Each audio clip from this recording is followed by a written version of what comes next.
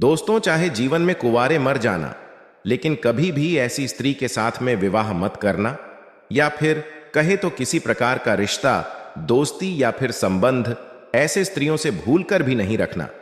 दोस्तों, आज आप जीवन की एक ऐसी सच्ची कहानी से रूबरू होने वाले हो जिससे आपको अपने आसपास के स्त्रियों के बारे में ऐसी राज पता चलेगी जिसे सुनकर आपका रूह कांप जाएगा। हाँ दोस्तों, इस कहानी में आप लोगों को सुनने के लिए मिलेगा कि वो लड़की कैसी हुआ करती है जिनसे इंसान अगर भूल से भी शादी कर ले तो वह बर्बाद हो जाता है। चाहे कितना भी धन कमाए, लेकिन हमेशा गरीब ही बना रहता है। नमस्कार दोस्तों, स्वागत है आप लोगों का आपके अपने YouTube चैनल हमारी समय के सितारे के साथ बनी रहा है। दोस्तों, एक दिन भगवान विष्णु और मां लक्ष्मी बैठे हुए थे। तब माता लक्ष्मी पृथ्वी की तरफ देखती है और कहती है कि पृथ्वी लोक कितना स्वार्थी बन गया है। ऐसे में कौन अपना है और कौन पराया, आज के समय में यह समझना बहुत कठिन है। भगवान विष्णु बोले, हे लक्ष्मी, सही कह रहे हैं आप। अब मां लक्ष्मी बोली, ऐसे में जो एक जीवन साथी होती है, जो किसी इंसान के साथ उसके पूरे जिंदगी साथ रहती है, उसके बारे में पता होना बहुत जरूरी है। फिर भगवान विष्णु मां लक्ष्मी से कहे, सही कह रहे हो आप, नहीं तो किसी भी इंसान का जिंदगी एक पल में बर्बाद हो जाती है, वो अमीर से गरीब बन जाता है। माता लक्ष्मी ने कहा, हे प्रभु, ऐसी कौन सी बात है जो हर एक इंसान को उसके विवाह से पहले पता होना चाहिए। भगवान विष्णु कहते हैं, मैं आपको ये बातें एक कहानी के जरिए बताता हूं। आप बस कहानी को ध्यान से पूरा सुनना, क्योंकि आधा अधूरा ज्ञान कोई काम का नहीं होता। तो चलिए, आप लोगों का समय ज्यादा बर्बाद ना करते हुए गौर करते हैं जीवन की एक सच्ची कहानी की तरफ।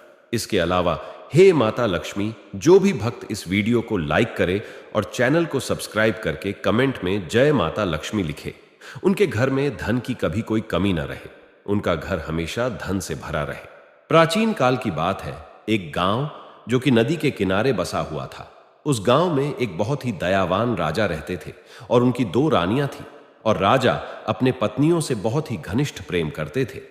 और एक दिन राजा के राजमहल में एक बेटा पैदा होता है, और इसी खुशी में गांव के जो राजा थे वो अपने दरबार में नृत्य सम्मेलन का आयोजन करते हैं। और इस नृत्य सम्मेलन में आसपास के गांव से भी कुछ लड़कियां भाग लेती हैं। शाम का समय था और नृत्य कला की आयोजन शुरू हो चुका था, और तभी राजा की नजर अचानक से एक सुंदर स्त्री पर पड़ती है, जिसका नृत्य देखकर राजा उन पर मोहित हो जाते हैं। और उसके बाद राजा मंत्री को कहकर अपने विवाह का प्रस्ताव उस लड़की के सामने पेश करवाते हैं। और वो लड़की इस प्रस्ताव को सुनकर के आश्चर्य में पड़ जाती है, और वो लड़की उस मंत्री से कहती है, मुझे कुछ वक्त दीजिए, मैं सोचकर बताती हूँ। फिर कुछ दिनों के बाद राजा उस लड़की से शादी कर लेते हैं। फिर कुछ सालों के बाद छोटी वाली रानी को 2 पुत्र होते हैं। कुछ समय के बाद उनके 3 बेटे बड़े हो गए, लेकिन दोस्तों, दूसरे वाले रानी को एक भी पुत्र नहीं था, क्योंकि उनके नसीब में कोई संतान प्राप्ति नहीं था। और दोस्तों, आप लोग जानते ही हैं कि राजा महाराजाओं को यह शौक हुआ करता था जंगल में शिकार का खेल खेलने का। तो जो राजा के 3 बेटे थे, उनमें से सबसे बड़ा बेटा एक दिन अपने घोड़े पर सवार होकर के जंगल में शिकार करने के लिए गया, और जंगल में शिकार खेलते खेलते पूरा दिन बीत गया, परंतु उसके हाथों से एक हिरण का वध तक नहीं हुआ। उसने एक भी हिरण को नहीं मार पाया। लेकिन तभी अचानक से सामने एक बहुत ही घने जंगल में से एक पागल इंसान निकल करके आया। वो बहुत ही अजीब सा फटा छिटा कपड़ा पहना हुआ था, और उसका व्यवहार भी थोड़ा अजीब सा था। साथ ही खाने के तलाश में इधर उधर भटक रहा था, और कंधे पे तोता बैठा हुआ था। उस इंसान और तोते के बीच में बहुत ही गहरी दोस्ती थी। दोस्तों, फिर वो राजकुमार जो कि शिकार करने आए हुए थे, वो उस पागल व्यक्ति के पास जाते हैं और पूछते हैं कि आप कौन हो, तुम यहां जंगल में क्यों भटक रहे हो। लेकिन दोस्तों, वो पागल व्यक्ति कुछ नहीं बोलता, और उसे बहुत ही तेज की भूख लगी होती है, क्योंकि वो पागल व्यक्ति खाने के तलाश में था।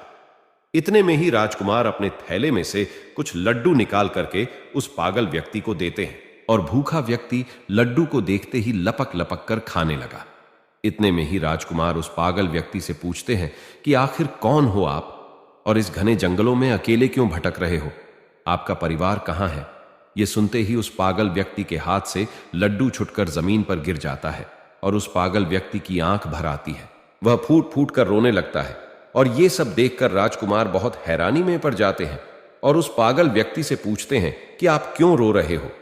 तभी उस पागल व्यक्ति के कंधे पर जो तोता बैठा हुआ था वो कहता है, मेरे मालिक अपने बेटे के कारण इस स्थिति में जंगल में भटक रहे हैं। फिर राजकुमार कहते हैं कि ऐसा क्या हुआ इनके साथ में।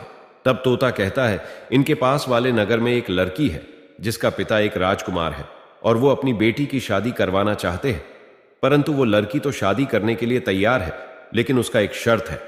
वो लड़की उस इंसान से शादी करना चाहती है जो उसके प्रश्नों का उत्तर दे सके। इसलिए जो कोई शादी की इच्छा लेकर के उसके पास में जाता है वो उससे एक सवाल पूछती है, और अगर कोई व्यक्ति उस सवाल का उत्तर दे देगा उसके साथ में वो विवाह कर लेगी, और अगर सवाल का उत्तर नहीं दे पाता है तो उसका शीश कटवा देती है। और इसी चक्कर में इनका एक पुत्र था जो कि उस स्त्री के द्वारा मारा गया।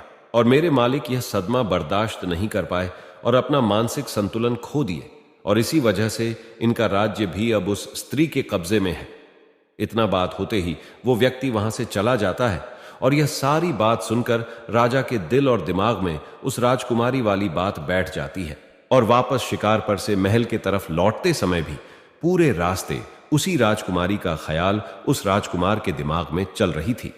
राजा जब लौट करके अपने घर आए तो घर आकर के रात्रि में लेटकर आराम तो कर लिया, लेकिन सुबह में भी वही राजकुमारी के ख्यालों में डूबे हुए थे। अब राजा से रहा नहीं गया और वो शीघ्र ही अपना घोड़ा उठाते हैं और उस राजकुमारी के महल की तरफ चल देते हैं। और तभी राजकुमार के माता पिता उनसे पूछते हैं कि बेटा कहां जा रहे हो।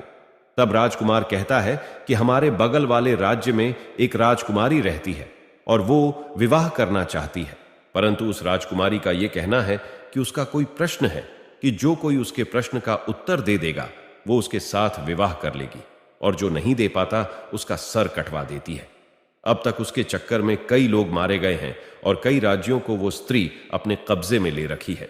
यह सुनकर राजकुमार के माता पिता ने राजकुमार को बहुत रोकने की कोशिश की, परंतु राजकुमार उनका एक भी नहीं सुना और राजकुमारी के महल की ओर निकल जाते हैं। महल पर पहुंचते ही राजकुमार ने विवाह का प्रस्ताव रखा तो राजकुमारी कहती हैं कि मैं आपसे विवाह करने के लिए तैयार हूं, परंतु आपको मेरे एक प्रश्न का उत्तर देना पड़ेगा, तभी मैं आपसे विवाह कर पाऊंगी, और अगर आप मेरे प्रश्नों का उत्तर नहीं दे पाते हैं तो आपका सर कटवा दिया जाएगा।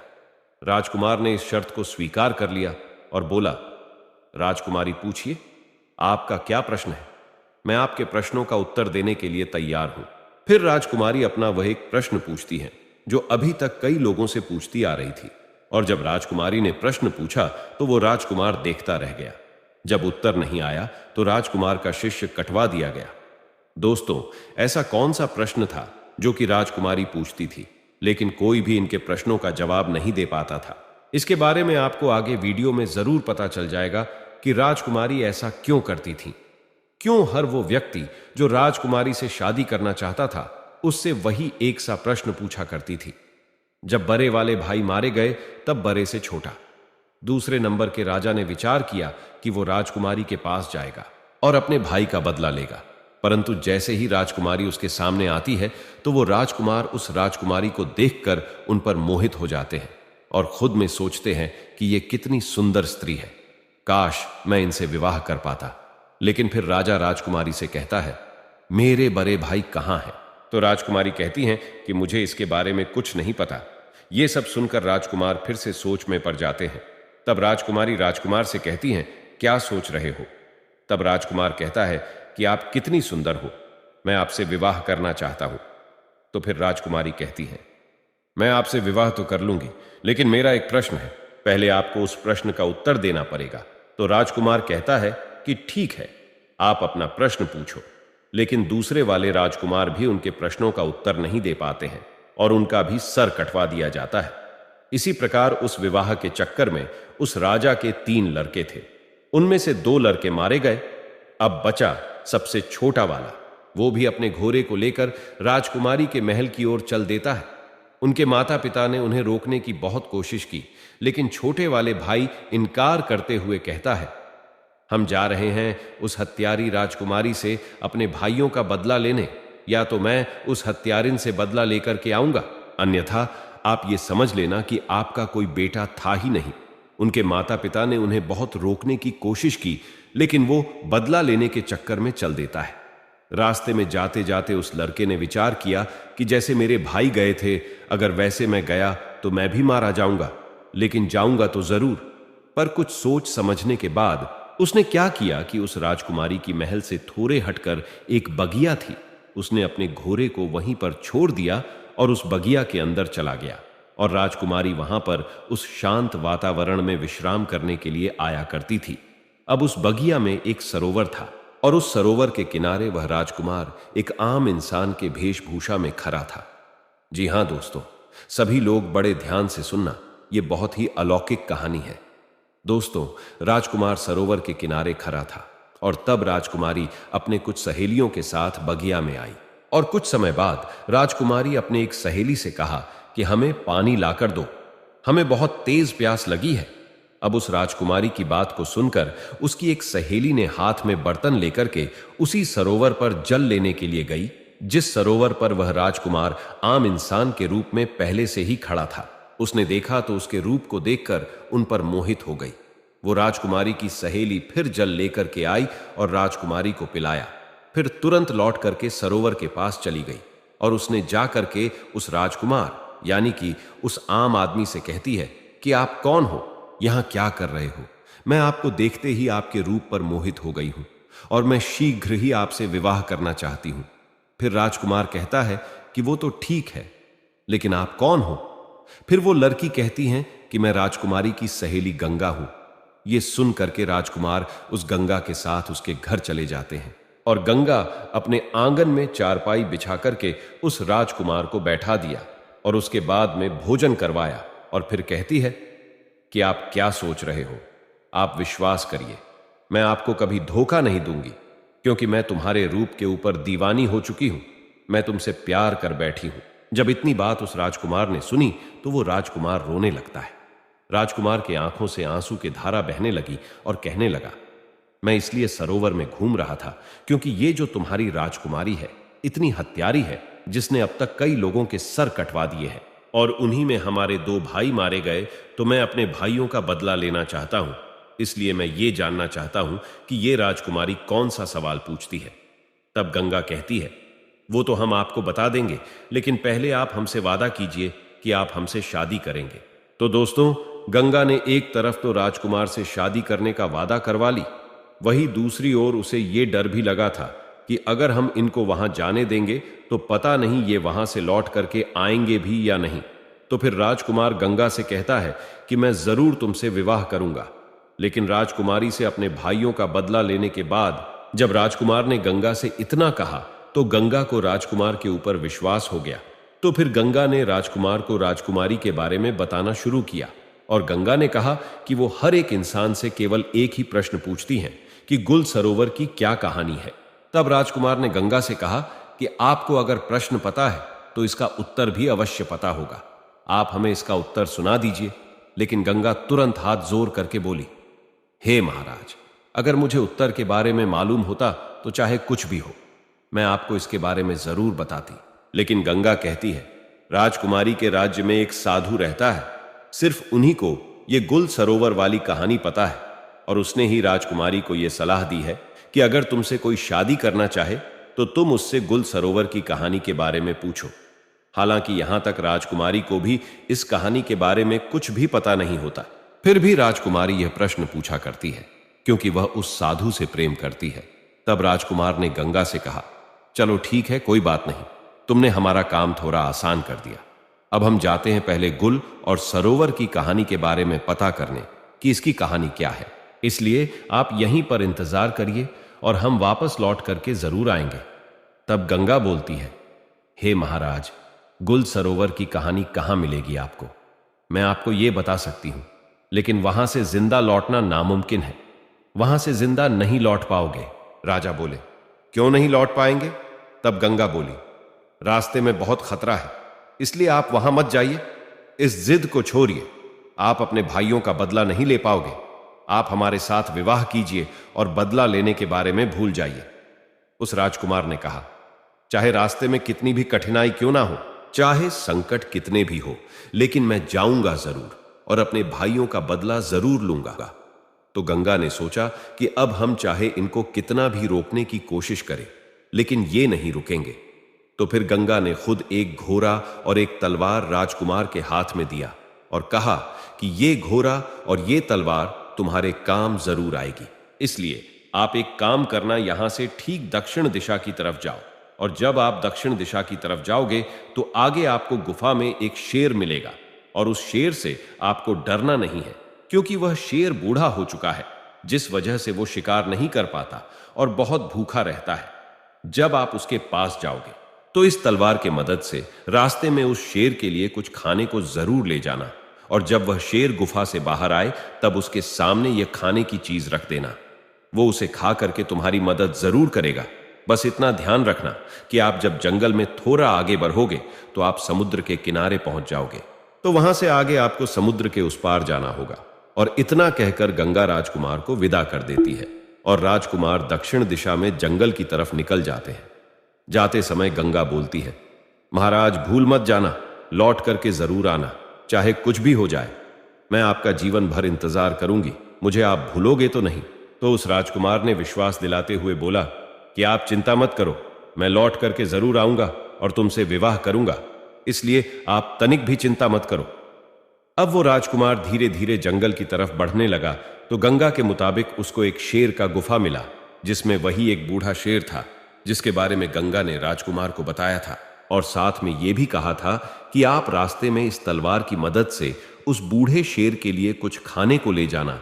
तो वो राजकुमार बिल्कुल ऐसा ही करता है और उस शेर के सामने खाना रख देता है। चूंकि शेर बहुत भूखा था तो वो खाना देखते ही बहुत खुश हो जाता है और लपक कर खाना शुरू कर देता है।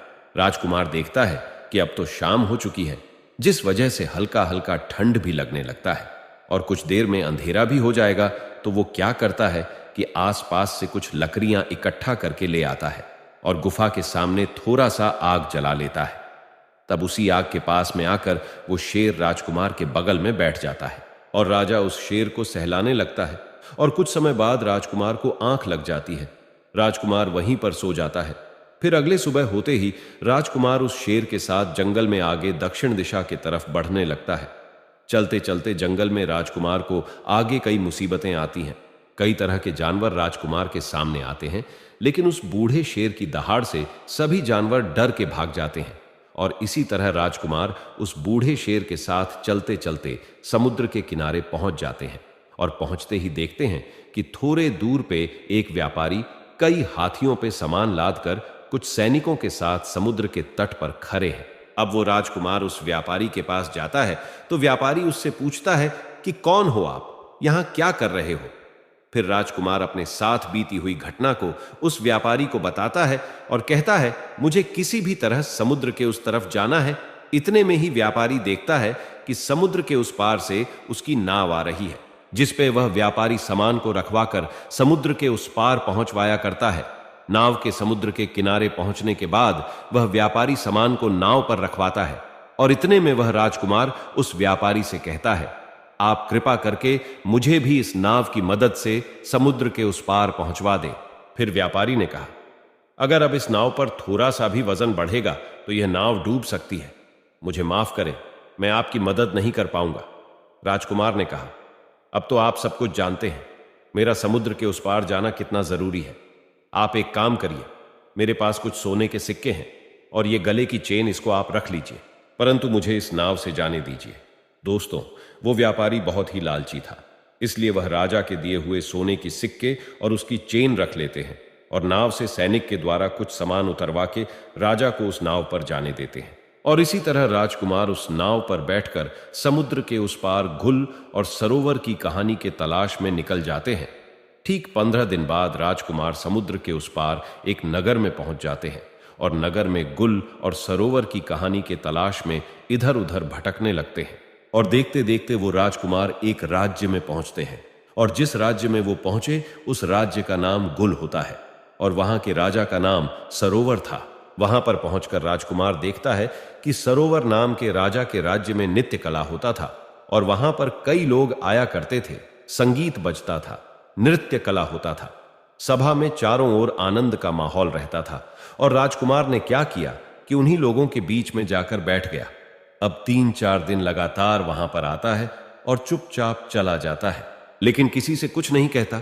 एक दिन सरोवर नाम के राजा की नजर उस पे पड़ गई और सरोवर नाम के राजा ने उसको उठाया।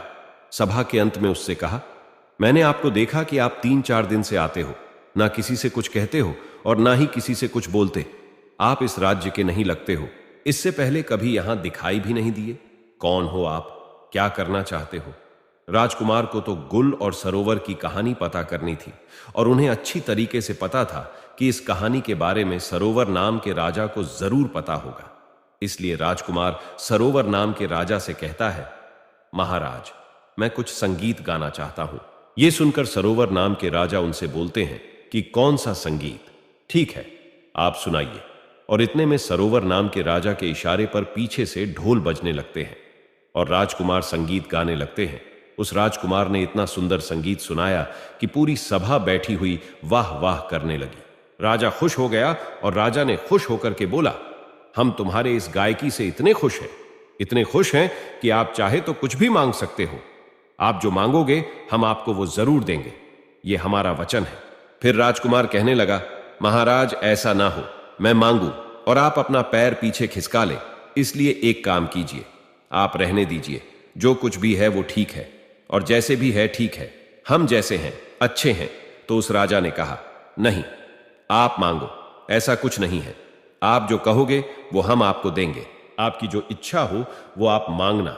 अब उस राजकुमार ने कहा, हे महाराज, मुझे कुछ नहीं चाहिए। मुझे केवल आप गुल और सरोवर की कहानी बता दीजिए। उस सरोवर नाम के राजा को पसीना आ गया, जो सरोवर नाम का राजा था। उसने कहा, तुमने यह क्या मांग लिया? तुम मुझसे मेरा पूरा साम्राज्य मांग लेते, वो भी मैं तुम्हें दे देता, लेकिन तुमने मुझसे यह कैसा सवाल पूछ लिया? इसकी कहानी मैं जानता हूं, लेकिन मैं वो तुम्हें बता नहीं सकता। तभी राजकुमार ने कहा, महाराज, कुछ समय पहले आपने ही तो यह कहा था कि आप जो मांगोगे हम आपको वो दे देंगे। इसलिए आप केवल मुझे वही गुल और सरोवर की कहानी सुना दीजिए कि आखिर इस कहानी का क्या राज है। अब महाराज अपने ही दिए हुए वचनों में फंस जाते हैं और कहने लगे, अगर तुम्हारी यही इच्छा है, बार बार तुम यही जिद कर रहे हो, तो मैं तुम्हें गुल और सरोवर की कहानी तो सुना दूंगा, लेकिन ध्यान रखना, कहानी खत्म होने के तुरंत बाद हम तुम्हारा सर कटवा देंगे। अगर तुम इस बात पर राजी हो तो हम तुम्हें गुल और सरोवर की कहानी बताते हैं कि आखिर गुल और सरोवर की कहानी क्या है। राजकुमार ने कह दिया, ठीक है, आप मेरा सर काट लेना, लेकिन आप कहानी जरूर सुना देना। बोले, ठीक है, हम तुम्हें जरूर सुनाएंगे। तब महाराज मंत्रियों को इशारा दिया और नौकरों को भी इशारा दिया। अब नौकर चले हैं कारावास की तरफ। राजकुमार वहीं बैठा हुआ देख रहा है। तब नौकर क्या लेकर के आए कि एक लड़की है, वो बहुत सुंदर है। उसके शरीर पर फटे पुराने वस्त्र है और उसके हाथों में पैरों में बेरियां परी हुई है। वो चल नहीं पा रही थी और इसीलिए नौकर लोग मार लगाते हैं। अब वो राजकुमार देखता रह गया, ये क्या है, मेरी समझ में नहीं आया। तब तक उस लड़की को ला करके सरोवर महाराज के सामने खड़ा कर दिया। अब राजकुमार के सामने उस सरोवर नाम के राजा ने कहानी शुरू की। तुम सुनना चाहते थे गुल सरोवर की कहानी क्या है, तो सुनिएगा। मेरा ही नाम है सरोवर राजा, मैं ही हूं वो सरोवर, और गुल ये लड़की है जो तुम्हारे सामने हथकरी और बेरियों में जकरी हुई है। राजकुमार कहने लगा, महाराज, आप सरोवर और ये लड़की गुल, इसका मतलब आपकी ही कहानी है? महाराज ने बोला, हां, ये मेरी ही कहानी है। राजकुमार ने कहा, फिर तो आपसे अच्छी तरह और कौन बता सकता है? महाराज बोले, सुनो, हमारी कहानी क्या है। मैं विवाह से पहले एक बार जंगल में शिकार खेलने के लिए गया था, तो वहां ये लड़की अपनी सहेलियों के साथ बगिया में बैठी हुई थी। ये सब बातें उस सरोवर नाम का राजा समझा रहा है कि उस दिन बगिया में घूमते घूमते हम पहुंच गए तो हमारी नजर इस स्त्री के ऊपर पड़ी। ये गुल नाम की लड़की जो तुम्हारे सामने खड़ी है, इसकी नजर हमारे ऊपर पड़ी और इसे देखकर हम इस पर मोहित हो गए और हमें देख करके ये भी हम पर मोहित हो गई। मैं इस स्त्री के रूप पर इतना मोहित हो गया कि मैं इसके रूप का दीवाना हो गया। अब क्या बताए, इस लड़की को देखकर हम तो कुछ नहीं बोल पाए, लेकिन इस लड़की ने मुझे अपने पास बुला लिया और कहा, कौन हो आप, कहां से आए हो, क्या नाम है तुम्हारा, क्या देख रहे हो? तो फिर मैंने उलझी हुई आवाज में से जवाब दिया, मेरा नाम सरोवर है और मैं इस राज्य का राजा हूं। और आप कह रहे हो कि क्या देख रहे हो, तो आप इतनी सुंदर हो कि ऐसा लगता है हम आपको ही देखते रहे। तो इससे पहले कि मैं इस लड़की से कुछ पूछता, तब तक में इस लड़की ने हमसे पूछ लिया कि क्या आप मुझसे शादी करोगे। जो बात मेरे दिल में थी वो इसने कहा तो मैं बहुत खुश हो गया। अब ये लड़की मुझे साथ में लेकर के अपने घर पहुंची। अपनी मां से जाकर के हट की है, मां मैं अगर विवाह करूंगी तो इसी के साथ मैं करूंगी, अन्यथा मर जाऊंगी। मां बाप ने बहुत समझाया कि बेटा इनके घर खानदान का कोई पता नहीं कहां के रहने वाले हैं, इसका कुछ पता नहीं है। और उसकी मां कहती हैं कि एक अजनबी के साथ मैं तुम्हारा विवाह कैसे करा सकती हूं। तब महाराज कहता है उस समय वो लड़की बार बार अपने माता पिता से विनय करने लगती है और खाना पीना तक छोड़ देती है। अब इसके जिद के सामने इसके माता पिता मजबूर होकर इसका विवाह मेरे साथ करवा दिए। और फिर वह सरोवर महाराज राजकुमार से कहता है जरा ध्यान से इस कहानी को सुनना, क्योंकि इस कहानी में अब बहुत ही राज खुलने वाला है। होता यह है कि इस लड़की का विवाह जब मेरे साथ हो गया तब विदा होकर के मेरे साथ मेरे घर के लिए आ रही थी। तो रास्ते में यह बहुत ही प्रसन्न थी और मुझसे कह रही थी मुझे मेरे मन चाहे पिया मिले हैं और मैं खुद दुखी रह सकती हूं, लेकिन इनको कभी दुखी नहीं रहने दूंगी। और कहती थी कि मैं खुद संकट में रह सकती हूं, लेकिन इन पे कभी आंच नहीं आने दूंगी और अपने पिया से हमेशा लगाव बना के रखूंगी। ऐसे ही करके हम अपने घर पहुंच गए और इसे अपने घर ले आए। और अब तो हम उसके प्यार में इतना पागल हो गए कि सब कुछ भूलते जा रहे थे। हम अपना राज्य का दरबार भी समय से पहले बंद करके घर पहुंच जाते थे। ऐसे ही कुछ दिनों तक चलता रहा और कुछ दिनों के बाद से जब घर लौट के इस स्त्री के पास आते थे तो पता नहीं क्यों हमें बहुत जोर की नींद आ जाया करती थी। और इतने में ही वो राजमहल से जंगल की ओर चल देती है। उस स्त्री के वहां से निकलते ही मैं भी वहां से निकल जाता हूं, इसके पीछे पीछे जाता हूं। और तभी मैं देखता हूं कि वो स्त्री एक साधु के साथ में बैठी हुई हंस हंस कर बातें कर रही है। इतना सब कुछ देखते ही मैं सोचने लगा कि पता नहीं ये उसका रोजाना का काम था या सिर्फ आज का काम है। उसके बाद मैं चुपचाप वहां से वापस राजमहल में लौट जाता हूं। फिर राजकुमार उनसे कहने लगा कि आगे क्या हुआ। तो महाराज ने राजकुमार से कहा उस दिन मेरा पूरा दिन उसी के बारे में सोचते सोचते निकल गया एवं दूसरा दिन भी संध्या होने चली और ये तो हमेशा यही सोचती रहती थी कि कब शाम होगी। तो फिर इसने खाना बनाया और मुझे दिया, लेकिन उस दिन हमने जानबूझकर खाना नहीं खाया। मैंने निर्णय किया कि आज चाहे कुछ भी हो जाए लेकिन सोएंगे नहीं। फिर देर रात तक उससे बातें करते रह गए एवं इतने में उस स्त्री ने कहा कि पिया अब बहुत ज्यादा रात हो चुकी है, आप सो जाइए। तब मैंने आंखें बंद करके सोने का नाटक किया और तब ये स्त्री उसी साधु के पास चली जाती है। फिर मैं भी उसके पीछे पीछे गया तो मैं देखता हूं कि वो साधु हाथ में डंडा लिए उस स्त्री से बहुत ही गुस्से में कहता है कि आज तुम्हें यहां पर आने में इतना समय क्यों लग गया, कहां थी इतनी देर तक। फिर वो स्त्री हाथ जोड़ करके साधु से क्षमा मांगते हुए कहा मेरे पिया आज विलंब से सोए थे, इसलिए मुझे आने में इतनी देर हो गई। फिर स्त्री ने साधु से कहा कि अगले बार से ऐसा कभी नहीं होगा, क्योंकि अगले बार मैं उसके खाने में जहर देकर के उसे सदा के लिए सुला दूंगी और आपके पास आ जाऊंगी। तभी मैंने उसके मुख से यह बात सुनी तो मुझे बहुत ही तेज पसीना आने लगा और मैं घबरा गया। उसी समय उस साधु की नजर मुझ पर पड़ जाती है और साधु ने उस स्त्री से कहा कि उस पैर के पीछे छिप करके मुझे कोई देख रहा है। तो फिर वो जो गुल नाम की लड़की थी उसकी नजर मेरे ऊपर पड़ी। तभी वो स्त्री ने चिल्ला चिल्ला कर कहा कि ये तो मेरे पिया है, आप उसे मार डालिए। फिर क्या था कि वो दो और मैं अकेला, वो दोनों ने मिलकर मुझ पर आक्रमण किया और मुझे मारने की कोशिश की और हमारे बीच युद्ध छिड़ गया और फिर मैं युद्ध करते करते नीचे गिर गया। उस साधु ने मुझे कसकर दबा लिया कि तभी ये जो स्त्री है ये स्त्री नहीं बल्कि हत्यारीन है। उसके बाद ये स्त्री ने तलवार लेकर मेरे सीने पर बैठ गई और तभी वो जो साधु था वो वहां से भाग जाता है। फिर मुझे कुछ समझ में नहीं आ रहा था कि मैं क्या करूं। और जैसे ही ये स्त्री मुझे तलवार से मारने वाली ही थी कि इतने में महाराज उस राजकुमार से कहता है कि ये जो कुत्ता तुम सामने देख रहे हो, उस वक्त ये कुत्ता आता है और रानी पे काबू करके मेरी जान बचा लेता है। और जो वह साधु था वो समुद्र के उस पार मेहर नाम के राजकुमारी के राज्य में जाकर छिप गया है। राजकुमार को महाराज की पूरी बात समझ में आ गई और महाराज कहते हैं कि ये थी पूरी गुल और सरोवर की कहानी। अब मैं अपने वादे के अनुसार पूरी कहानी तुम्हें सुना दी। अब तुम इस वादे के अनुसार अपना सर कटवाओ। इतने में राजकुमार ने कहा कि महाराज आप मेरा सर काट लीजिएगा, लेकिन उससे पहले मुझे ये बता दीजिए कि उस रानी ने उस साधु को अपने राज्य में क्यों छिपने दिया, अब तक क्यों छिपा करके रखा है। और जब राजकुमार ने यह कहा तो अब सरोवर महाराज जो है वो अपने ही दिए हुए वचनों में फंस गया एवं इस सवाल का जवाब नहीं दे पाने के कारण राजकुमार को छोड़ दिया और कहा, मैं तो तुम्हें छोड़ दे रहा हूं, लेकिन आज के बाद मेरे इस राज्य में कभी नजर नहीं आना। राजकुमार ये सब सुन के उस मेहर नाम के राजकुमारी के महल की ओर चल देते हैं। कुछ दिनों के बाद जब राजकुमार मेहर नाम के राजकुमारी के महल में पहुंचते हैं तो राजकुमारी से कहते हैं, मुझे आपसे विवाह करना है।